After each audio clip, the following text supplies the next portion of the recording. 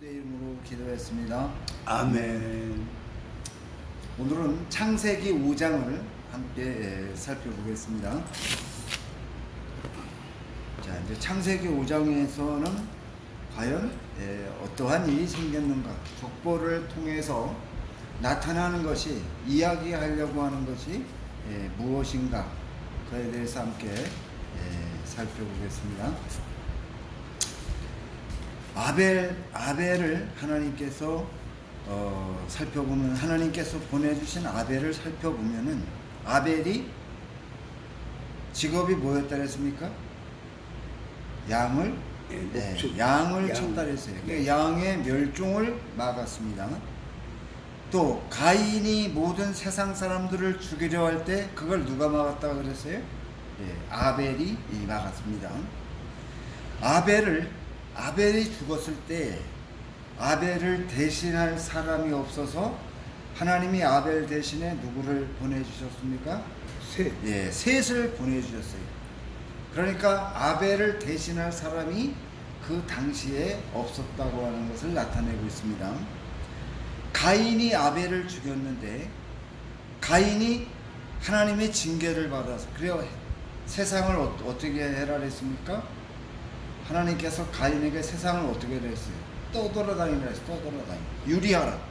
그 다음에 가인이 죽인 피가, 그 받은 땅이 어떻게 됐어요? 저주를 받아서 열매를 맺지 못해. 그래서 가인이 농사를 지을 수 없다고 그렇게 말씀하셨습니다.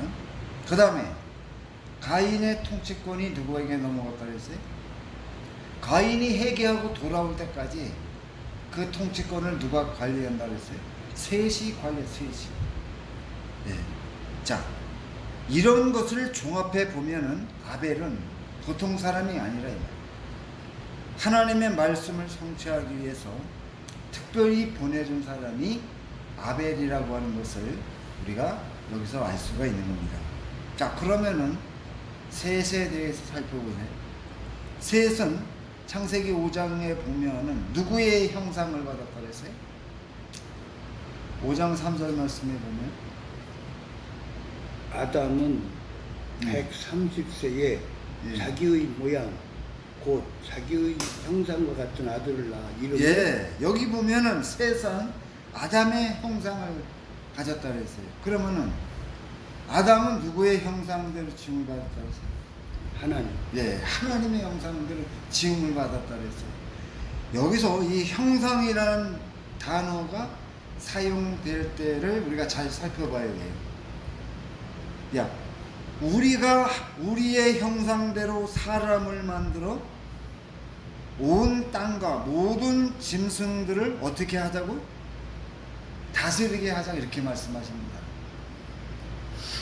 그래서 하나님의 형상을 가진 아담이 창세기 1장 28절의 말씀을 성취하는데 가장 적합한 능력을 가진 사람이라는 것을 나타내는 겁니다.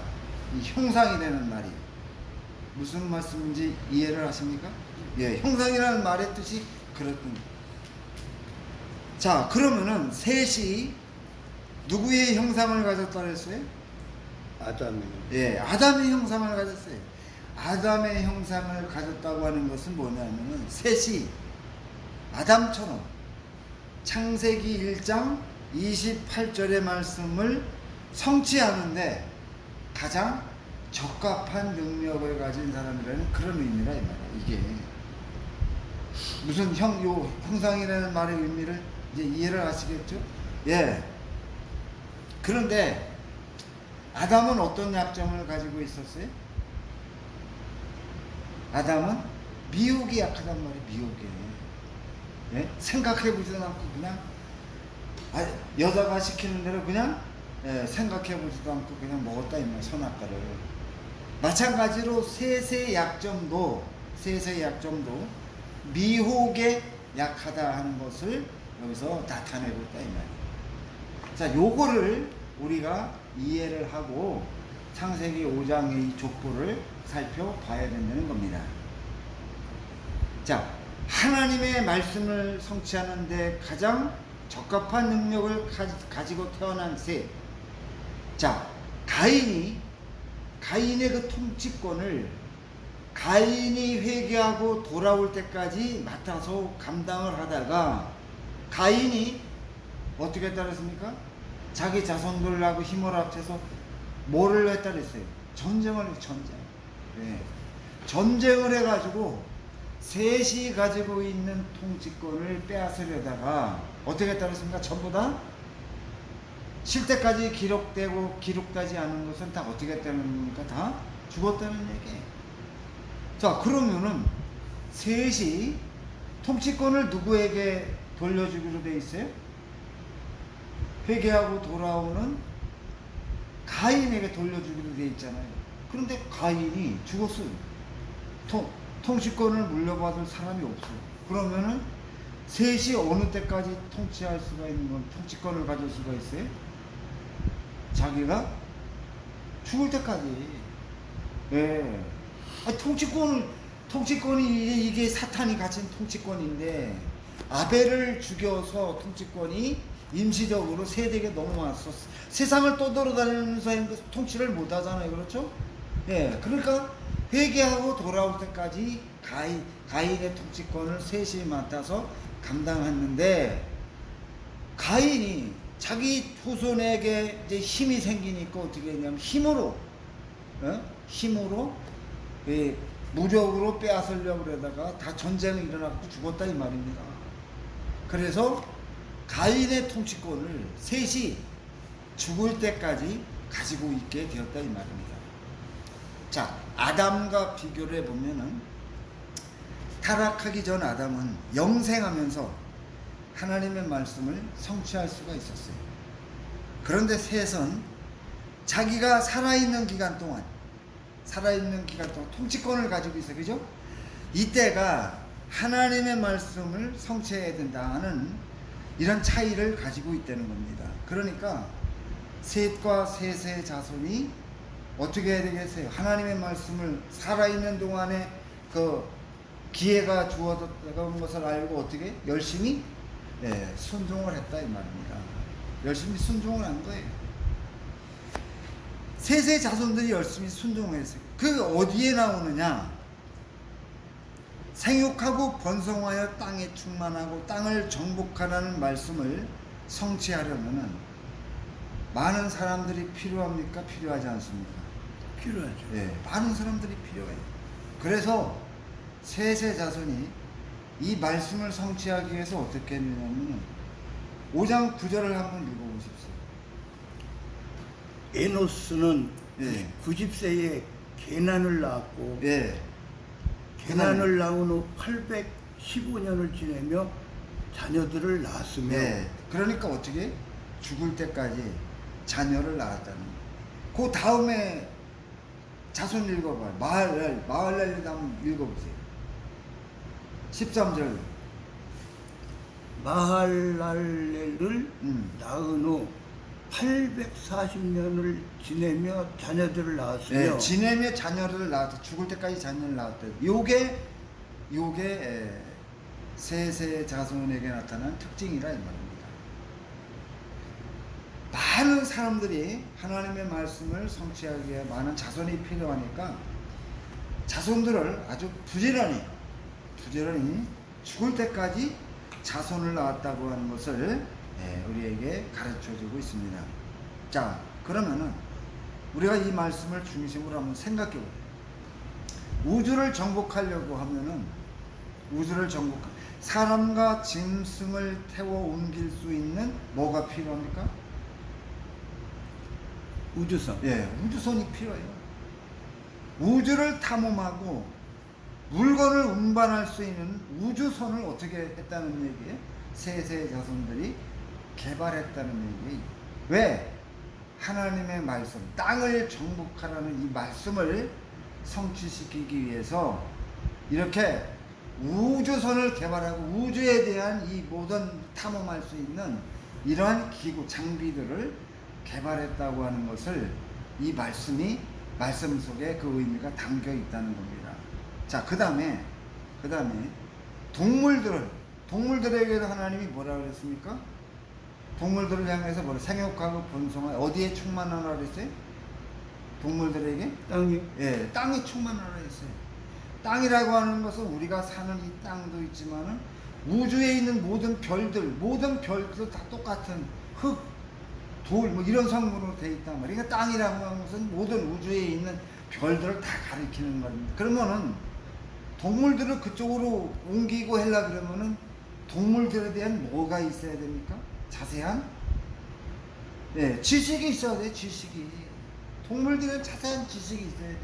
왜 이 별은 이렇고 이 별은 이렇고, 그러니까 그 동물들이 거기에 맞춰서 생육하고 번성할 수 있도록 그렇게 이 셋이 잘 관리하고 다스렸다고 하는 것을 우리에게 가르쳐주고 있습니다. 그러니까 창세기 5장에서 셋의 자손이 증거되는 모든 말씀을 통해서 생각해 보면은 아주 고도의 문명을 가지고 있었다 이 말이에요. 이 말씀을 우리가 꼭 이해를 해야 돼요. 고도의 문명을 가지고 있었어요. 오늘날보다도 더 발달된 우주의 여행을 마음대로 다닐 수 있는 이러한 고도의 문명을 가지고 있었다고 하는 것을 우리가 꼭 기억해야 됩니다. 자, 그러면은 이제 우리가 셋의 자손들을 한번 살펴보겠어요. 아담이 130세에 셋을 낳고 셋은 105세 때에 에노스를 낳았다고 했어요. 당시 이름은 그 자손들의 여기 기록된 족보에 기록된 이 이름은 뭘 나타내고 있느냐면 당시 큰 사건이 일어났거나 사회 분위기를 나타내는 그런 의미를 담고 있다는 거예요. 에노스는 셋은 뭐냐면 대신하다는 뜻이에요. 누구를? 아벨을 대신하는 그러한 귀한 자손이다. 에노스는 연약하여 깨지기 쉬운 그릇이라는 뜻이에요. 인간의 연약함을 깨달았다는 뜻이에요. 사람들이 비로소 여호와 이름을 불렀다 그랬어요. 그러니까 사람들이 인간의 연약함을 깨닫고 하나님께 돌아오기 시작했다고 하는 것을 여기서 나타내고 있는 거예요. 왜 그러느냐? 이때 뭐가 일어났다 그랬어요? 에노스가 태어날 때 가인 자손과 셋의 자손 사이에 뭐가 일어났다고? 전쟁이 일어나요. 전쟁이 일어나서 많은 사람들이 그 죽는 것을 보고 인간이 이렇게 연약하구나. 그래서 그거를 보고 하나님께 돌아오는 이런 놀라운 역사가 일어났다고 하는 것을 우리에게 가르쳐 주는 거라 이거예요. 자, 그 다음에 게나는 의미가 뭐냐면 뜻밖의 얻은 아들, 광대한 소유라는 그런 뜻입니다. 그러니까 땅을 정복하여 이 넓어졌다는 그런 의미를 가지고 있어요.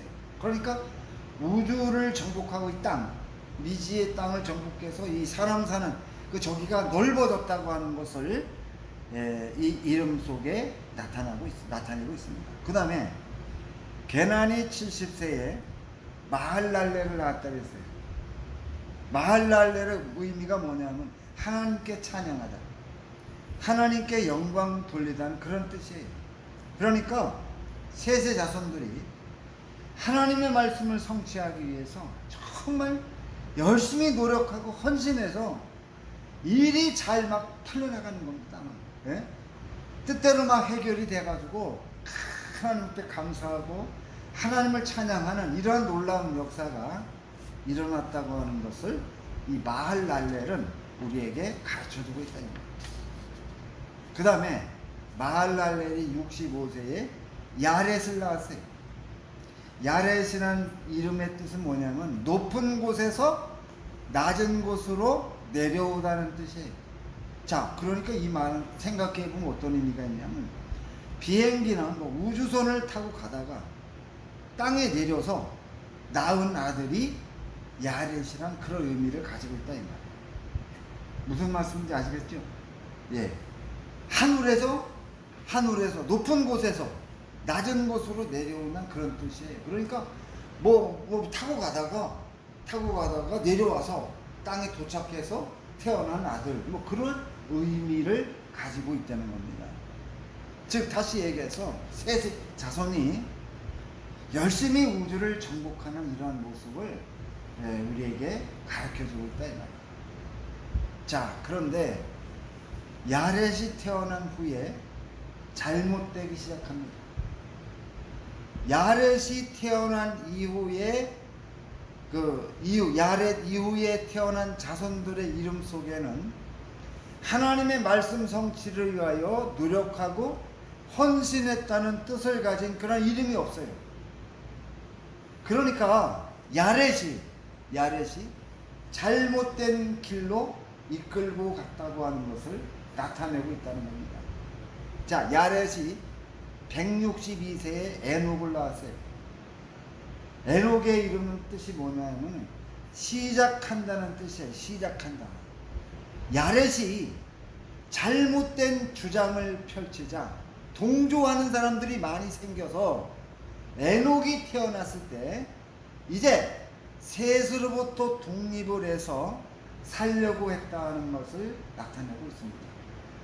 셋으로부터 독립해서 살려고 했다는 것, 다시 얘기해서 하나님께로부터 독립을 해서 새로운 출발을 하려 했다고 하는 것을 나타내고 있는 겁니다. 그러니까 야렛은 오늘날 얘기하면 큰 이단이다. 아주 영향력이 큰 이단과 같은 그러한 사람이었다는 것을 우리에게 가르쳐주는 말씀이다 이 말이에요. 에녹이 65세에 무두셀라를 낳았어요. 무두셀라라는 이름의 뜻은 뭐냐면 창 던지는 자예요. 창을 던지는 자. 그가 죽으면 심판이 온다는 그런 의미도 있어요.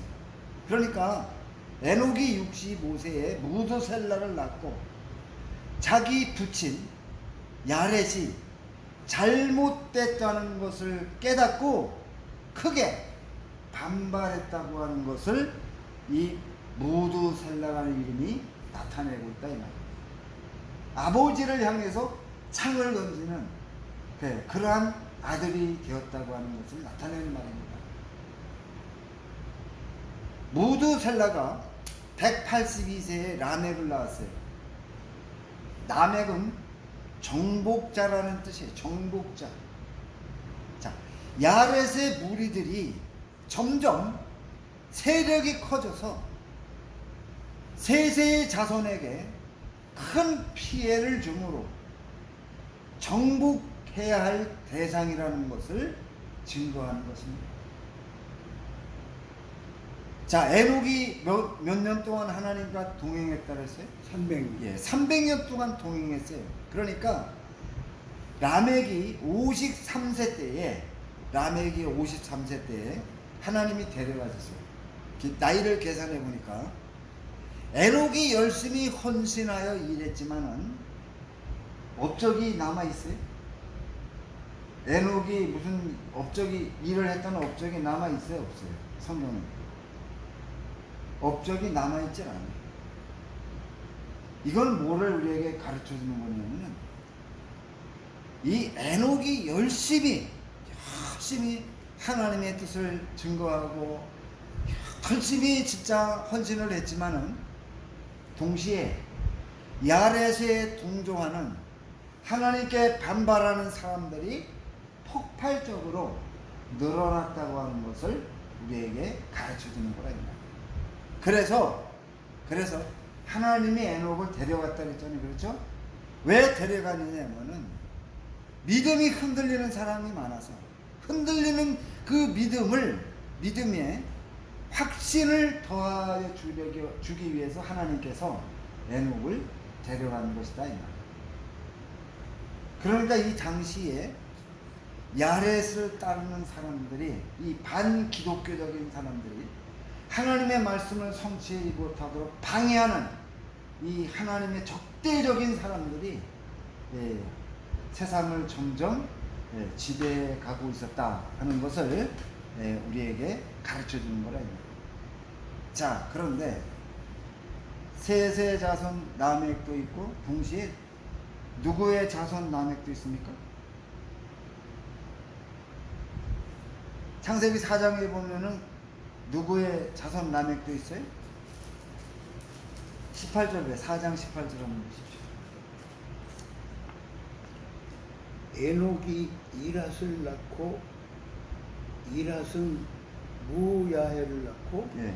무야헬은 무두사엘을 낳고 예. 무두사엘은 라멕을 낳고 예. 누구를 낳았다 그랬어요? 라멕을 라멕을 낳았다 그랬어요. 그러면 가인 자손에도 라멕이 있고 가인 자손에도 에녹이 있고 셋의 자손에도 에녹이 있고 라멕이 있다 이 말이에요. 예. 에녹은 의미가 뭐라 그랬습니까? 시작이라는 뜻이에요. 시작. 예, 시작. 라멕은 뭐라고 하는 뜻이에요? 정복하다, 정복자. 뭐 그런 의미가 있어요. 자, 그런데 가인 자손 라멕에 대해서 살펴보면은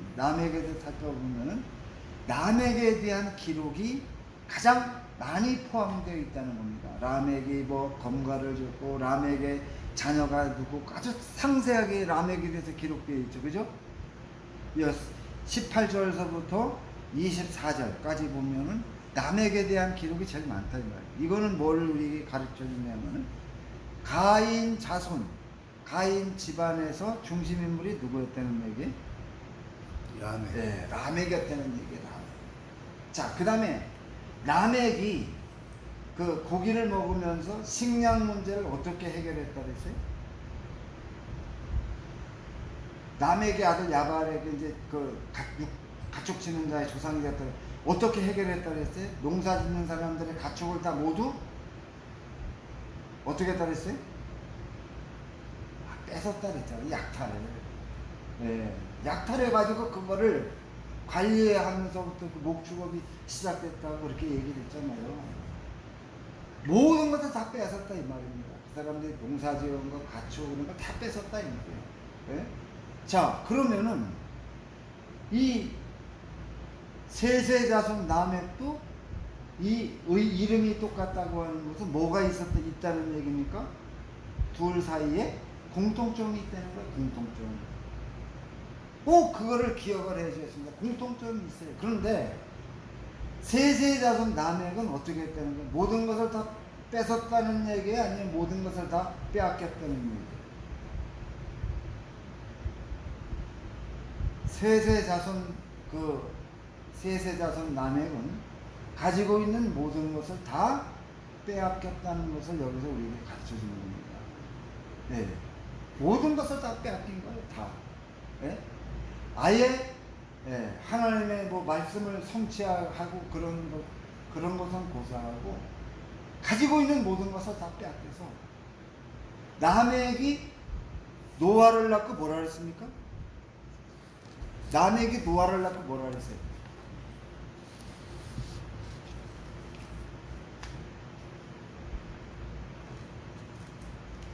(25장 28절 29절) 읽어보십시오. 라멕은 182세의 아들을 낳고 네. 이름을 노아라 하여 이르되 여호와께서 땅을 저주하심으로 수고롭게 일하는 우리를 이 아들이 아니하리라 하였더라. 네. 여기서 한번 생각해 보세요. 안위는 누구가 줄 수 있는 겁니까? 안위.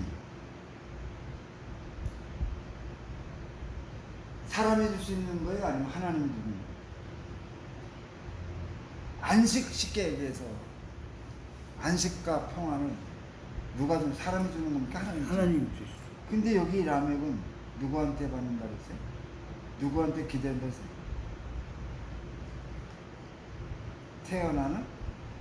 태어난 아들 노아가 네. 노아가 네. 네. 그러면 이거 라멕의 믿음이 잘못된 겁니까? 이거는 아까도 얘기를 했지만 그 이름 속에 그 당시 상황을 얘기해 주고 있는 거예요. 즉 다시 얘기해서 그 당시 상황이 뭐냐면 하나님에 대해서 막혀 있는 그런 환경이라는 거예요. 하나님에 대해서 막히는 하나님께 구해도 즉 다시 얘기해서 어떤 상황이냐면 북한과 같은 그런 상황이에요. 북한 기독교인이 어디 잡혀 있어요? 북한에서 예수를 믿으면 어디로 끌려갑니까? 교화소. 예, 교과서로 끌려가요. 아우지 탄강. 예? 소용수로 끌려간다 이 말이에요. 자, 거기서 하나님과 기도해도 응답이 있어요, 없어요? 그 사람들이 뭐 신앙의 자고 여기서 해방시켜 달라고 맨날 기도할 거 아니에요. 그렇죠? 풀어줘야 안 풀어줘. 상황이. 풀어지지 않죠. 그런 상황을 지금 얘기하고 있는 거예요. 그런 상황. 똑같은 상황이라는 겁니다. 예? 라멕이 처해 있는 상황이 북한의 기독교인들이 처해 있는 그런 상황과 똑같은 상황. 예? 하나님께 아무리 기도해도 하나님이 들어줄 수 없는, 예? 그러한 상황이라는 것을 우리에게 나타내주고 있는 거예요. 수용소에 갇혀 있는 그런 상황을 지금 얘기하고 있는 거예요. 라멕은 모든 것을 다 어떻게 했다 그랬어요? 가인 자손 라멕은 모든 것을 다 빼앗고, 세세 자손 라멕은 모든 것을 다 빼앗게. 빼앗기고 수용소에 갇혀 있는 거예요. 수용소에. 지금 그 환경을 얘기하고 있는 겁니다. 그러면 노아를 낳을 때 나이가 어떻게 되냐면 셋이 죽으면 통치권이 누구한테 반환되는 겁니까? 셋이 죽으면 통치권이 누구한테 반환되는 거예요? 가인의 통치권을 갖다가 맡은 거예요. 가인이 이제 죽고 셋이 죽었어. 그러면 그 통치권의 주인이 누구예요? 사탄 아니, 사탄. 사탄한테 다시 돌아가는 거예요, 이제. 법적으로. 자, 이 셋이 죽고 14년 후에 노아가 태어난 겁니다. 어디에서 태어나느냐? 수용소에서. 갇혀있는 수용소에서 이 노아가 태어난 거예요. 그러면 사탄이 누구를 통치자로 세웠겠어요? 통치권을 누구에게 주었겠어요? 통치권을 누구에게 주었겠습니까? 야렛에게 주는 야렛. 예? 야렛이 하나님을 대적하고 반역하고 이단이라 그랬잖아요. 이 야렛에 통치권을 주지. 야렛에 추종하는 사람들이 전부 다 하나님의 말씀을 성취하려는 세세자손을 다 꽁꽁 묶어버리고 그냥 다 박살내게 하고 다 빼앗게 하고 다 가두어 버린다는 거죠. 그러니까 사탄이 야렛에게 통치권을 줬다 이 말이에요. 그 가운데에서 누가 태어난 거예요? 노아가 태어난 거예요. 요 5장 노아가 태어난 요 말씀을 이해를 하시겠어요? 그러니까 노아는 수용소에서 갇혀 있는 그런 가운데서 어떻게 되었느냐? 노아는 죽을 때까지 자녀를 낳았다 그래서 결혼을 몇 살에 했다 그랬어요?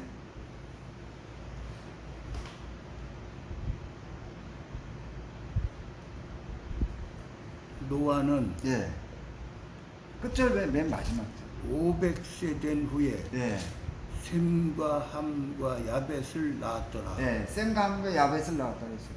그럼 조상들은 어떻게 했다 그랬어요? 조상들은 그 자손이 태어나고 죽을 때까지 자녀를 낳았다 그랬죠. 그죠? 차이점이 이거라 이 말이에요. 차이점이. 노아는 자녀를 낳지를 않았어요. 결혼도 500세가 넘어서 결혼했다 이 말이에요. 그리고 자녀도 3명밖에 안 낳았어요. 이게 어떻게 된 겁니까? 왜 이러한 현상이 나타난 거예요? 네?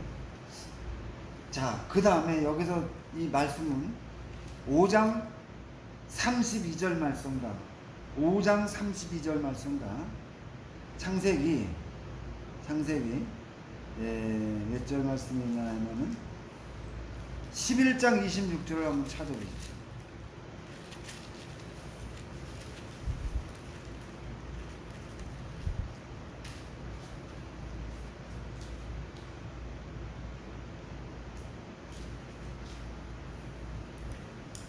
데라는 70세에 아브람과 나홀과 하란을 낳았더라. 데라는 70세에 아브람과 나홀과 하란을 낳았더라 그랬고, 오늘 5장 32절에 하면 노아는 500세 된 후에 셈과 함과 야벳을 낳았다 그랬어요. 요게 말입니다. 영어 성경에 찾아보면은 영어 잘하세요? 영어 성경을 찾아보면은 킹게임스나 NIV 성경을 찾아보면 문장 구조가 똑같아요. 그러니까 문장 구조가 똑같은 건 의도적으로 이렇게 기록했다는 건 뭐냐면 노아의 집안과 데라의 집안이 같다는 거예요. 공통점이 많다는 걸 우리한테 얘기해 주는 거예요. 자, 그러면은 공통점을 한번 찾아보겠어요. 셋이, 데라. 여호수아 24장 2절 말씀. 여호수아 24장.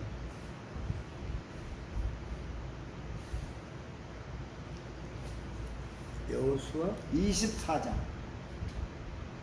24장 1절 2절 합니다.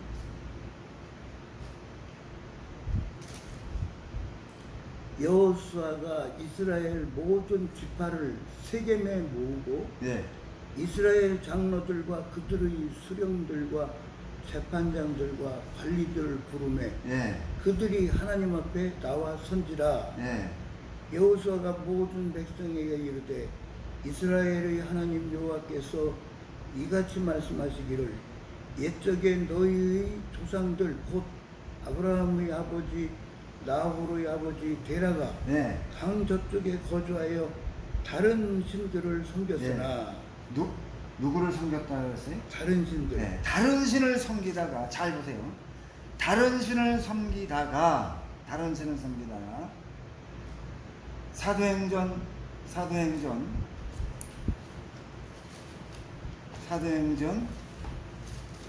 7장을 보세요.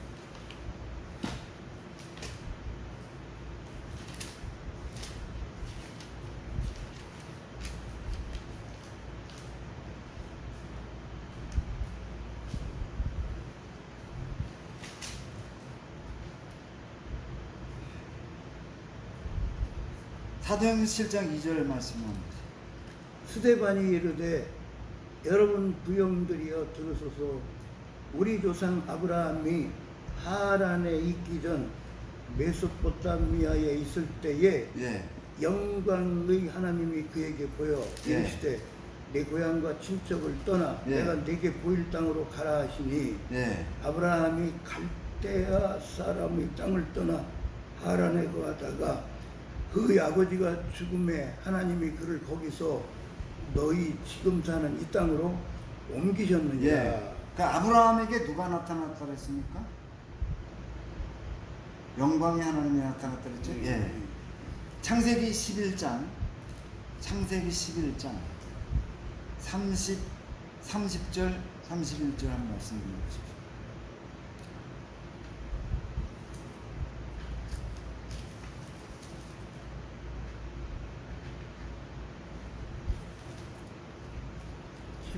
예. 30절 31절. 사례는 임신하지 못함으로 자식이 없었더라.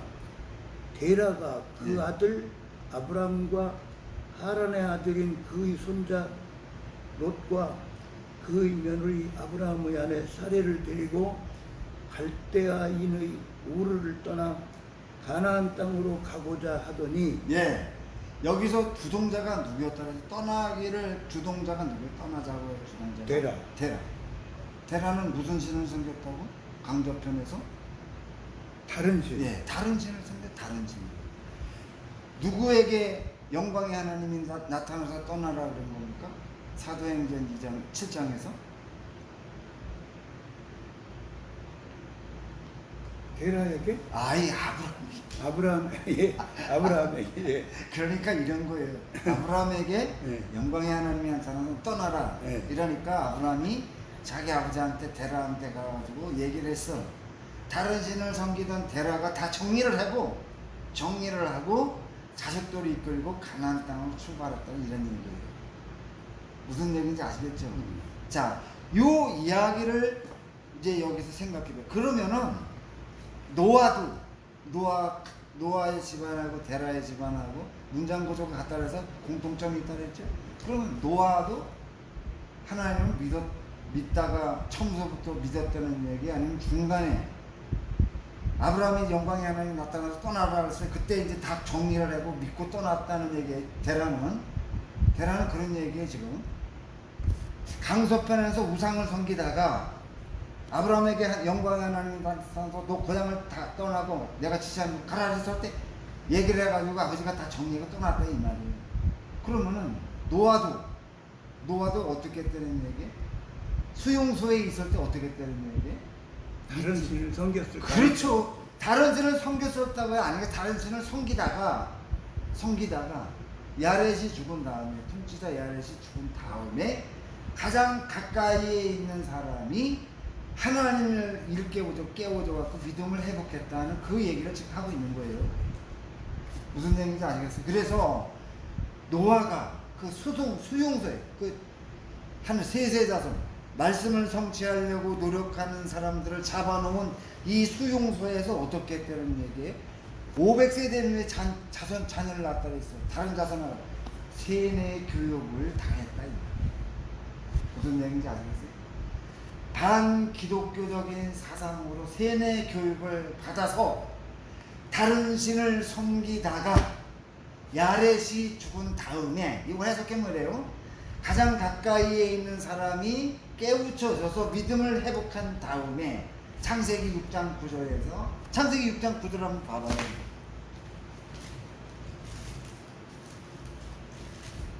이것이 노아의 조건이라. 노아는 의인이요. 예. 당대의 완전한 자라. 예. 그는 하나님과 동행하였으며. 예. 어떻게 따르겠어요? 이제 완전히 여기서 보면은 믿음의 사람으로 바뀌었다고 하는 것을 여기서 우리에게 알 수가 있는. 요 이야기 요 중간에 해석하니까 내가 일일이 찾아서 말씀드리는 거 잘 기억을 하셔야 돼요. 예. 무슨 얘기인지는 이해를 하시겠죠? 예. 예. 대라와 그 문장 구조가 영어를 잘하시면 그냥 한번 읽어보면 아 그렇구나 하면 아시는데 문장 구조가 똑같아요. 예. 문장 구조가 똑같아요. 그래서 그 데라의 집안과 노아의 집안 사이에 공통점이 많다는 공통점. 다음에 가면 또 공통점을 또 제가 얘기해 줄게요. 오늘은 요거 필요한 만큼만 제가 말씀을 드리는 겁니다. 노아에 대해서 이제 이해를 하시겠죠? 자, 그러니까 이런 겁니다. 저를 보세요. 야렛이 태어나고서부터 야렛이 잘못된 거예요. 에녹을 이제 해가지고 이제 다시 출발을 해야 됩니다. 에녹이 무드셀라를 낳을 때 잘못됐다는 걸 깨달은 거예요. 그래 아버지하고 아들하고 붙은 거예요. 그런데 이 아버지 야렛에 추종하는 사람들이 점점 폭발적으로 늘어나는 거예요. 그래서 그 하나님의 말씀을 순종하려는 이런 사람들을 어떻게 했냐? 점점 빼앗고 처음에는 이렇게 막 협박하고 위협하고 이러다가 힘이 더 강해지니까 잡아서 빼앗고 모든 것을 다 빼앗고 수용소에 갇혀서 꼼짝 못하게 그렇게 만들었다 이 말이에요. 예? 이렇게 만드는 가운데 누가 태어났냐? 노아가 태어났다 이 말이에요. 노아가 태어나서 노아가 거기에서 잘못된 그런 저기로 살다가 그가 야렛이 죽은 다음에 하나님의 말씀을 깨닫고 믿음을 회복해서 다시 돌아오게 되었다 하는 그 얘기를 창세기 5장에서 우리에게 하고 있다 이 말이에요. 그러면 셋이 말입니다. 살아있을 동안에 하나님의 말씀의 약속, 그 창세기 1장 28절의 말씀을 성취할 수 있는 가장 좋은 기회였다 이 말입니다. 왜? 통치권을 가지고 있었으니까. 네? 통치권을 가지고 있어서 가장 좋은 기회였는데 그 기회가 어떻게 되는 얘기예요? 야렛 때문에 다 날아가고 실패했다는 그런 얘기예요. 그래서 천년을 외워. 천년왕국의 천년은 어디에서 나오냐? 내가 셋이 몇 살까지 살았다고 했어요? 몇 살까지 살았다고 했어요? 5장 3절인가 한번 보죠. 4절인가.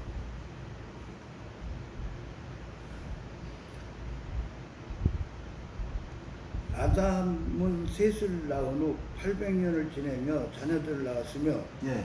그는 930세를 살고 죽었더라. 예. 그 다음에 셋이요. 셋은 105세에 에노스를 낳았고 예. 에노스를 낳은 후 807년을 지내며 자녀를 낳았으며 그는 912세를 살고 죽었더라. 예. 그러니까 천년은 말입니다. 912 나오죠? 천년은 어떻게 생각을 했냐면 이게 내 생각이에요. 아벨의 나이를 도한 것이 아닌가. 네. 아벨이 그러니까 88세 정도 죽었다고 그렇게 생각이 돼요. 네. 그래서 셋의 나이와 아벨의 나이, 하나님의 말씀을 성취하기 위하여 보낸 그 사람들의 나이를 더해서 1000년이 아닌가. 그래서 천년왕국, 그 메시아 왕국하고 천년왕국하고 겹쳐진다고 얘기를 했죠. 그래서 그 말씀을 성취하기 위해서 하나님이 다시 셋의 자손 이스라엘 백성들에게, 이 히브리 유대인들에게 그 메시아 왕국에서 성취할 수 있도록 그렇게 은혜를 준 것이다, 이렇게 볼 수가 있는 거예요. 그러니까 오늘 창세기 5장에 있는 말씀, 이제 무슨 말씀인지 대략 이해를 하실 수 있겠습니까? 족보의 이름은 다 그런 의미를 가지고 있다 이거예요. 그래서 가장 좋은 기회였는데 그것이 야렛으로 인해서 실패했다. 야렛으로 인해서 정말로 믿는 사람들이 더 어려움에 빠졌다 하는 것을 창세기 5장에서 우리에게 가르쳐주고 있는 거예요. 그런데 창세기 6장에서는 더 나빠지는 상태가 더 나빠집니다. 다음 시간에 이번 주 목요일날 창세기 6장을 함께 살펴보겠습니다. 그리스도의 이름으로 기도했습니다. 아멘. 오늘은 창세기 5장을 함께 살펴보겠습니다. 자, 이제 창세기 5장에서는 과연 어떠한 일이 생겼는가, 족보를 통해서 나타나는 것이